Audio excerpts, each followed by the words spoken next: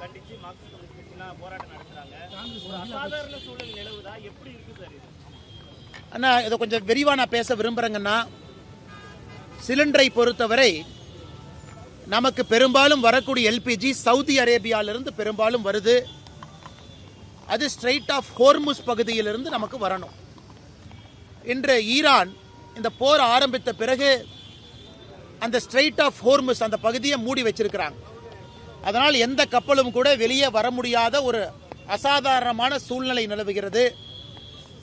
நம்முடைய மத்திய அரசை பொறுத்தவரை பல இடத்துல நம்ம பெட்ரோலியம் உற்பத்தி பொருட்களை வாங்கினாலும் கூட, இம்போர்ட் செய்தாலும் கூட, ரஷ்யாட்ட, வேறு வேறு காலகட்டத்தில் ஈராக்கு கிட்ட, சவுதி கிட்ட, கட்டாரு கிட்ட. ஆனால் அந்த எல்பிஜி கேஸ் மிக அதிகமாக சவுதி அரேபியாவிலிருந்து வருது. அந்த பகுதியில் மட்டும் அது வரணும். அதனால் இன்று எல்லோரும் எதிர்பார்ப்பது மிக விரைவில் அந்த ஸ்ட்ரெயிட் ஆஃப் ஹோர்முஸ், அந்த வளைகுடா பகுதி இயல்பு நிலைக்கு வந்த பிறகு கப்பல்கள் வர ஆரம்பிக்கும். இன்னைக்கு கமர்ஷியல் சிலிண்டர், நேற்று கர்நாடகாவில் ஹோட்டல் அசோசியேஷன் அவர்கள் ஒரு அறிக்கை கொடுத்திருந்தாங்க. இன்னைக்கு அன்னபூர்ணா கோயம்புத்தூர்ல நிறுவனம் ஒரு அறிக்கை கொடுத்திருக்கிறாங்க. சென்னை ஹோட்டல் ஓனர்ஸ் அசோசியேஷன் கொடுத்திருக்கிறாங்க. அவங்க கொடுத்திருப்பது அவங்களுடைய பிசினஸ் சம்பந்தமா கொடுத்திருக்கிறாங்க. இதில் அரசியல் எதுவும் கற்பிக்க விரும்பல.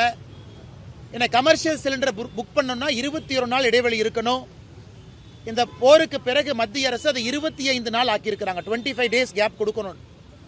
அதனால் கண்டிப்பாக ஒரு அசாதாரண சூழல் இருக்கு. ஆனால் நம்முடைய நோக்கத்தை பொறுத்தவரை வீட்டிற்கு தேவையான நார்மல் சிலிண்டர் அது வந்துடணும், தங்குதடை இல்லாமல் வரணும். அது நம்மளுடைய ஃபர்ஸ்ட் வேலை.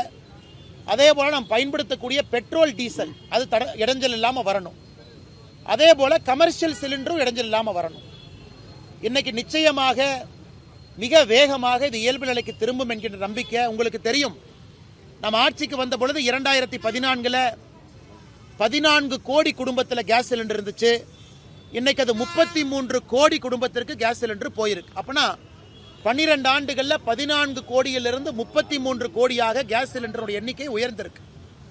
அது மட்டும் இல்லாமல் 2014க்கும் 2026க்கும் கேஸ் பயன்பாடு என்பது பல மடங்கு உயர்ந்திருக்கிறது.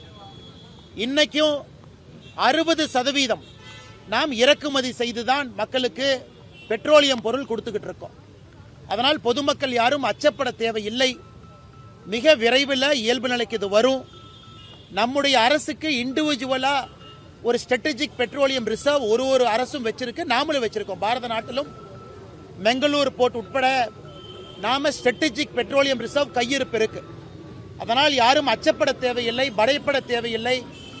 அதற்கான எல்லா பிரச்சனைகளையும் களைவதற்கான முயற்சியை மத்திய அரசு எடுத்துக் கொண்டிருக்கின்றார்கள் என்கின்ற செய்தியும் இந்த நேரத்தில் பத்திரிகை நண்பர்கள் மூலமாக நான் தெரிவிக்க கடமைப்பட்டிருக்கின்றேன். தேவையில்லாத பொதுவெளியில் அச்சத்தை, பயத்தை ஏற்படுத்த வேண்டாம் என்கின்ற அன்பான வேண்டுகோளையும் இந்த நேரத்தில் நாங்கள் தெரிவிக்க கடமைப்பட்டிருக்கின்றோம்.